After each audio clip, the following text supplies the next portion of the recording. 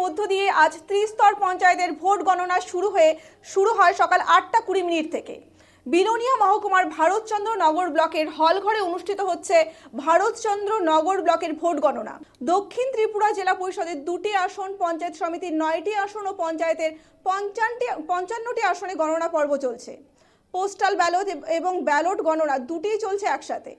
এখন পর্যন্ত কোনো ধরনের অপ্রীতিকর ঘটনার খবর নেই। কড়া নিরাপত্তার মধ্য দিয়ে নির্বিঘ্নে চলছে ভোট গণনা। বিভিন্ন দলের কর্মী সমর্থকরা ব্লকের বাইরে দাঁড়িয়ে আছেন। আঁটো নিরাপত্তা ব্যবস্থার মধ্য দিয়ে গণনা পর্ব চলছে। দেখা যায় নির্দল প্রার্থীদের এজেন্টরা গণনা পর্বে অংশগ্রহণ করেছে। সেক্ষেত্রে বিরোধী দল তথা সিপিআইএম এবং কংগ্রেস দলের কোনো ধরনের কাউন্টিং এজেন্টদের দেখা যায়নি।